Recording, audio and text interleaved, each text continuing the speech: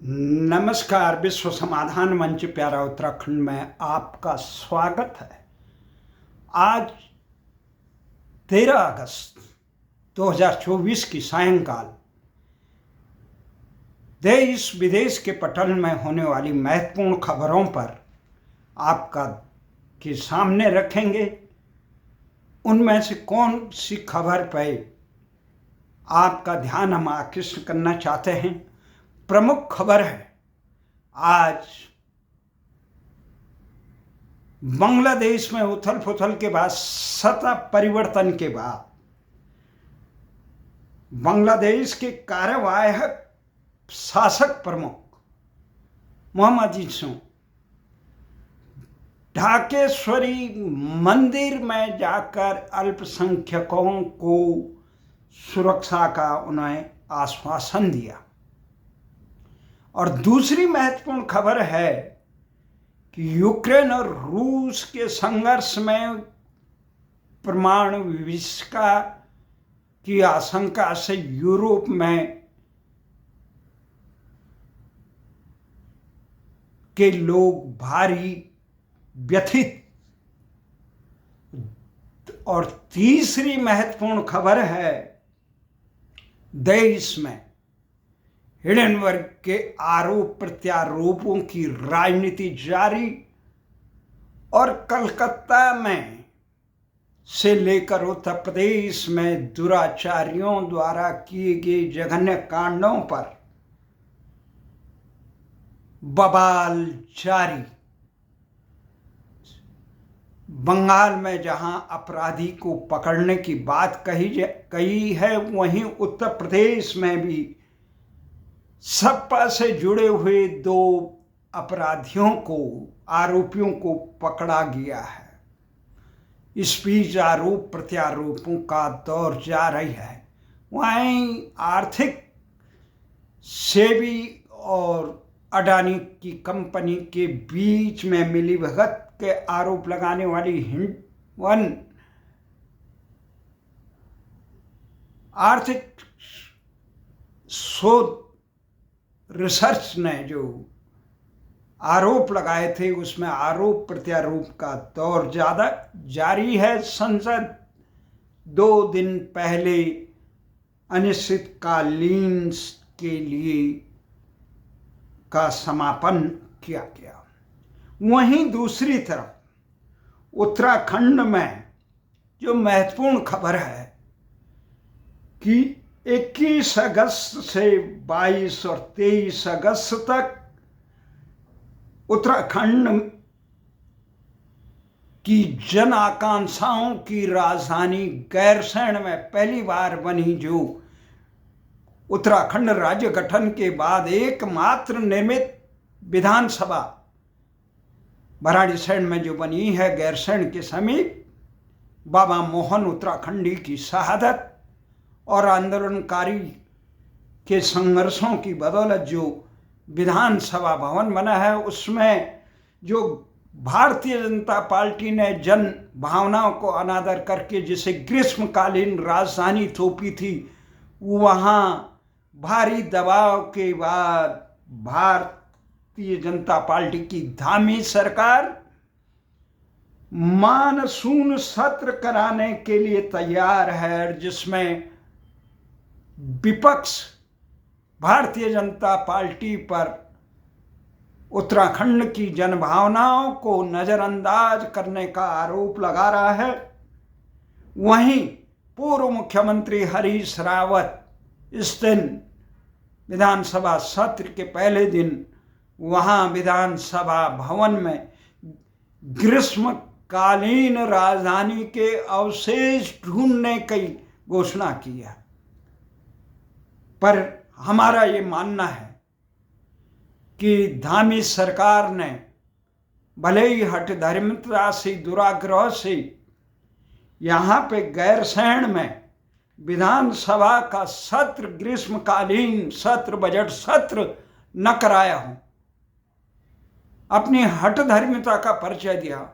उनके विधायकों ने जो ठंड लगने का बहाना दिया, वो है तो अलोकतांत्रिक, पर इसके बावजूद ग्रीष्मकालीन ये मानसून सत्र कराने का आयोजन कहीं न कहीं जन भावनाओं के प्रति दबाव में आके किया गया। ये सकारात्मक कदम है।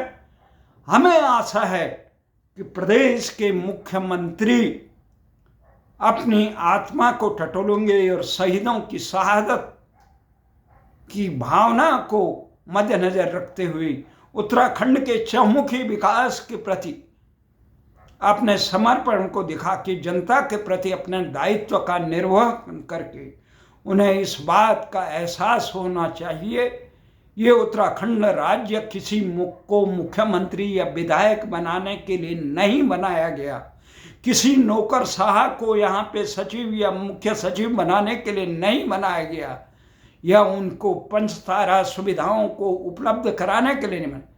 ये जो प्रदेश को गठन किया गया उत्तराखंड के लोगों ने अपने संघर्षों और बलिदानों से, वो उत्तराखंड की जन भावनाएं और हक हकूकों और सांस्कृतिक विरासत को के साथ देश की सुरक्षा के लिए किया गया था।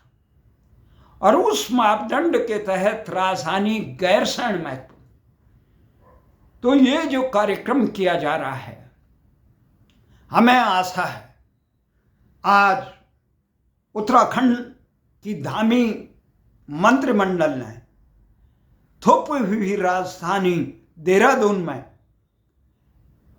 ये 32 निर्णय लिए, जिसे समाचार जगत में परोसा गया महत्वपूर्ण निर्णय। और वो निर्णय को हमने देखा कि कहीं महत्वपूर्ण निर्णय नहीं थे, जिन्हें महत्वपूर्ण निर्णय होना चाहिए था, जो मील के पत्थर साबित होते, जो उत्तराखंड राज्य की गठन की जन आकांक्षाओं को साकार करते, जो उत्तराखंड की चहुमुखी विकास को मनाते। उसमें पहला था राजधानी गैरसैंण को की घोषणा करना, दूसरा भूमि कानून लागू करना हिमालयी बेल्टों की तरह, और तीसरा था मूल निवास 1950 को लागू करना, चौथा था मुजफ्फरनगर कांड के अभियुक्तों को सजा देना, छठा था उत्तराखंड के लोगों को रोजगार प्रदान करना, छठा था वहां पे जो जनसंख्या पे आधारित विधानसभा परिसीमन को थोपा गया था उसको कुंद करना, और सातवां था कि वहां जिस प्रकार से घुसपैठ हो रही है, रोहिंग्या से बांग्लादेशी घुसपैठ कर रहे हैं, उन पे अंकुश लगाना, जिस प्रकार से घुसपैठ कर भारतीय संस्कृति के खिलाफ उत्तराखंड के अमन चैन को नष्ट करने के लिए, खासकर बांग्लादेश के प्रकरण पर अब साफ हो गया है। देर सवेर उत्तराखंड के लोगों ने जो अपना सुरक्षित एक किला बनाया था, उसमें भी सेंधमारी हो चुकी है, और उस सेंधमारी को जब तुरंत अंकुश नहीं लगाया गया, आने वाले समय में उत्तराखंडी और भारतीय संस्कृति, उत्तराखंडी कौन है? भारतीय संस्कृति के मुख्य ध्वजवाहक,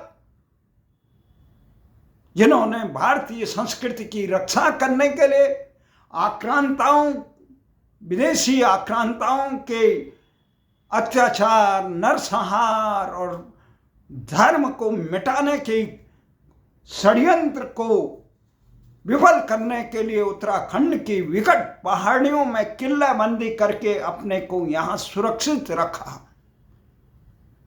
तो इस किले को जो तहस नहस किया जा रहा है राजनीतिक दलों द्वारा अपने निज स्वार्थ के लिए, चाहे भारतीय जनता पार्टी हो या कांग्रेस का शासन ना हो, दोनों ने अपने कुर्सी के लोभ में यहाँ उत्तराखंड को में इस प्रकार के घुसपैठ को बढ़ावा दिया, जिसमें हल्द्वानी प्रकरण है, देहरादून में कितने अवैध बस्तियां बस चुकी हैं, उत्तराखंड के सीमांत जनपदों में जिस प्रकार से संदिग्ध लोग जो भारतीय संस्कृति के खिलाफ काम करते हैं वो भर चुके हैं। उन पे अंकुश लगाने के लिए यहाँ पे समान नागरिक संहिता काम नहीं आएगी। यहाँ पे काम आएगा मूल निवास और भू कानून, जिसकी मांग उत्तराखंड की जनता बड़ी मजबूती से करे। जिस अपराधियों पे संरक्षण रखने के लिए उत्तराखंड की जनता अंकिता भंडारी के नाम के गुनाहगारों को सजा देने के लिए मांग कर रही है, उन गुनाहगारों को सजा देने के लिए नैतिकता कितनी है उत्तराखंड की सरकारों में। अभी कुछ समय पहले भारतीय जनता पार्टी की सरकार ने मुलायम सिंह को पद्म विभूषण दिया था। उसका विरोध करने का नैतिक साहस उत्तराखंड के सत्तासीनों को नहीं आया। अदने से सांसदों तक ने उनका विरोध नहीं किया। ये तमाम किस लिए बनाए जाते हैं? ये जनप्रतिनिधि जनहितों की रक्षा के लिए, प्रदेश के हक हकूकों की रक्षा के लिए, सम्मान के लिए, अन्याय के खिलाफ आवाज उठाने के लिए बनाए जाते हैं। वो नहीं किया। आज जो खबर आई है, खबर जो दी गई है कि उत्तराखंड में धामी सरकार ने महत्वपूर्ण 32 निर्णय किए। पर 32 क्या किए जिसमें एक भी नहीं है जितना हम कह रहे हैं। बेरोजगारी से लोग त्रस्त हैं, आम जनता को रोजगार नहीं मिल रहा है। नेता और नौकरशाह अपने प्यादों को, अपने रिश्तेदारों को वहां भर रहे हैं। तो जिसका खिलाफ उत्तराखंड की बेरोजगारों ने, युवाओं ने कमर कस के विरोध किया, उन पे नाना प्रकार के दमन किए गए।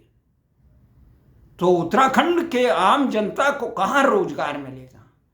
किस प्रकार की प्राथमिकता? हिमाचल में जहां परमार से लेकर वीरभद्र ने एक आदर्श और विकासशील, विकसित और खुशहाल हिमाचल बनाया, वहीं उत्तराखंड में तथा कथित ईमानदार विकास पुरुष जन नेताओं ने ऐसी लुटिया डुबोई कि उत्तराखंड रसातल में जाए।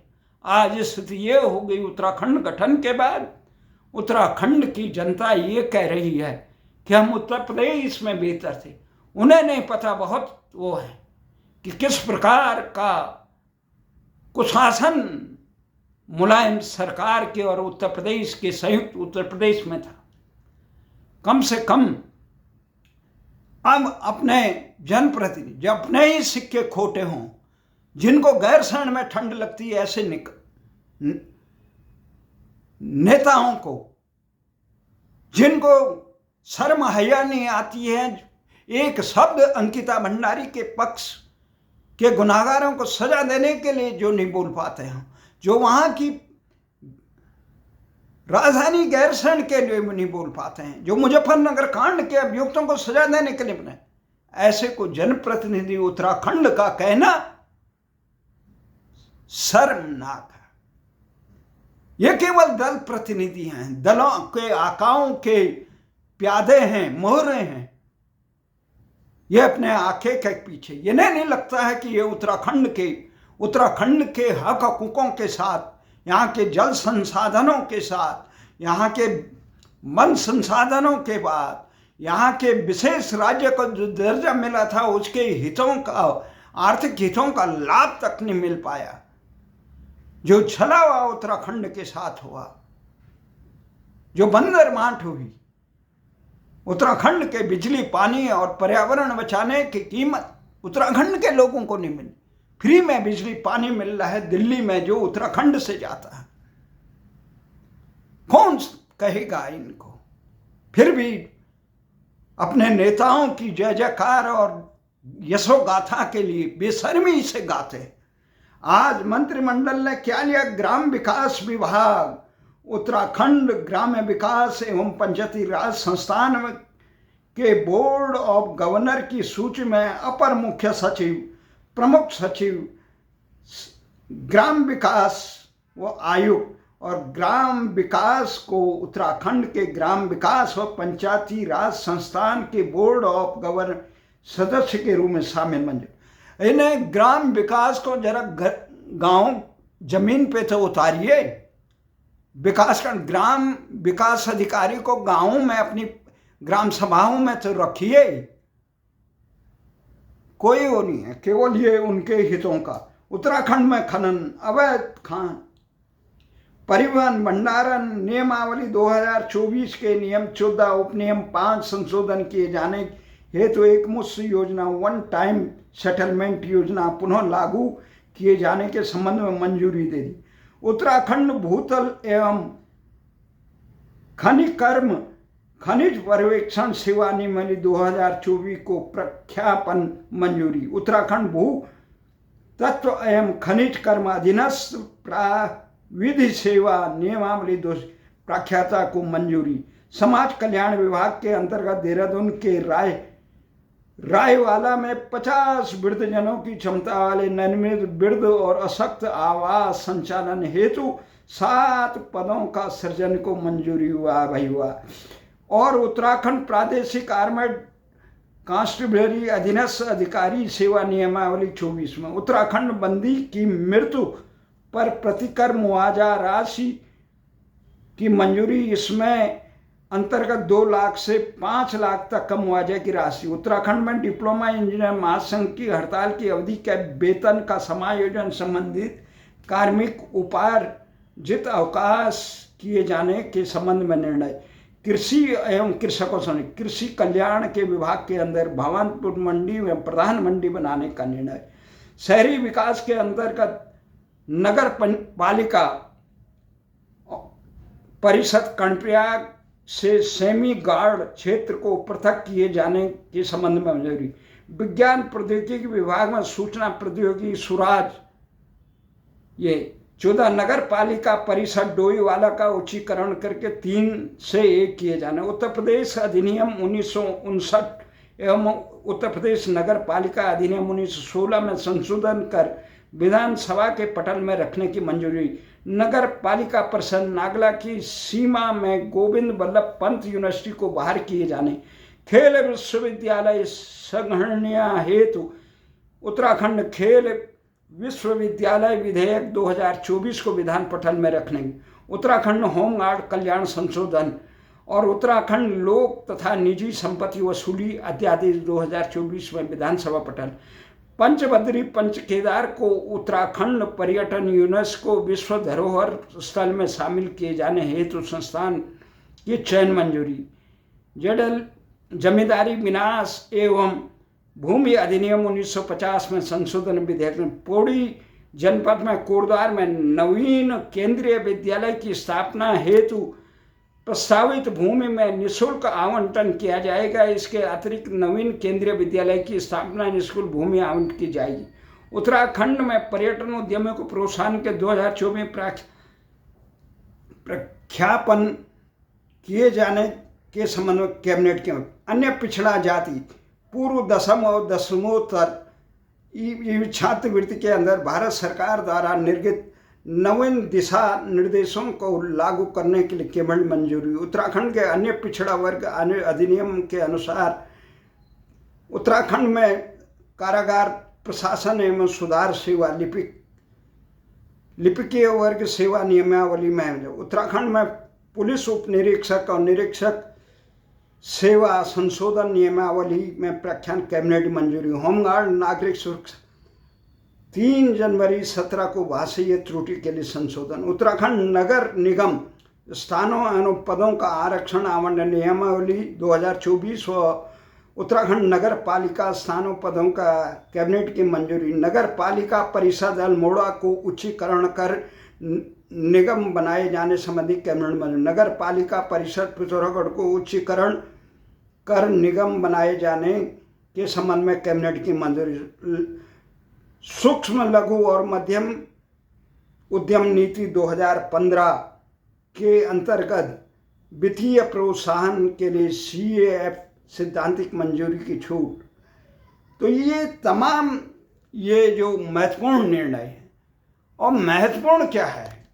महत्वपूर्ण ये था कि आप प्रदेश की नींव अच्छी करते, राजधानी गैरसैंण में बनाती, वहाँ आसपास हिमाचल सरकार की तरफ जो बागवानी फलोद्यान वाले लोगों को प्रोत्साहन देते हैं, पर्वतीय क्षेत्रों में मंडियों का जाल बिछाते ही, उनको लोगों को स्वरोजगार आत्मनिर्भर योजना बनाते, चिकित्सालयों का सुधार करते, इस प्रकार की चिकित्सा नीति का कुछ वो करते। आपके जिला चिकित्सालय तक रुग्ण पड़े हुए हैं। तो जब गैरसैंण जैसे में एम्स तक का आपने गैरसैंण में नहीं किया, तो आपका दृष्टिकोण क्या है? आप किस प्रकार की नीतियां बना रहे हैं जो पहाड़ को उजाड़ने वाली साबित हुई? जो 2000 से 2024 तक की सरकारों की तमाम नीतियों के कारण उत्तराखंड के सैकड़ों गांव वीरान हो चुके हैं। पलायन की त्रासदी से, जहां चीन हम भारत से लगी सीमा पर बसावत कर रहा है, वहां उत्तराखंड की सीमा पर जो चीन से लगी हुई है महत्वपूर्ण स्थान, वो उजाड़ रहा है। तो ऐसी नीतियां राष्ट्र के लिए बहुत घातक है। आने वाले समय में सरकारें इस दिशा में काम तभी करेगी जब दिल्ली में बैठे उनके आका, जिन्होंने तमाम योग्य लोगों को दरकिनारे करके अपने भारत को उत्तराखंड में थोपा है, उनका दायित्व बनता है कि ये उत्तराखंड की जन आकांक्षाओं को साकार क्यों न करें। जनता को मांग रही है, आखिर आप क्यों नहीं कर रहे? जन भावनाओं को रौंदना ये लोकतंत्र में कहाँ सिखाया गया? ये तमाम चीजें हैं। आने वाले समय में ये 15 अगस्त आ रहा है, स्वतंत्रता दिवस के लिए आशा है देश आने वाले समय में अपना नाम और अपनी भाषा तक आत्मसात करेगा, जो अभी तक नहीं हुई। देश इतनी गुलामी की तंद्रा में सोया हुआ है कि उसे इस गुलामी का बोध नहीं हो रहा है। आशा ही नहीं अपितु पूर्ण विश्वास भी है, देर सबेर भारत में ऐसा एक नेतृत्व आएगा जो गुलामी की जंजीरों से मुक्त करके पूरे नौकरशाह और नेताओं को लोकशाही का पाठ पढ़ा के भारत को विश्व गुरु बनाएगा। भारत को यहाँ पे अंध तुष्टिकरण का एक अखाड़ा नहीं बनाएगा, भारत को एक सशक्त राष्ट्र बनाएगा, जिससे देश और विश्व को सुरक्षा मिलेगी, नई दिशा मिलेगी। जय हिंद।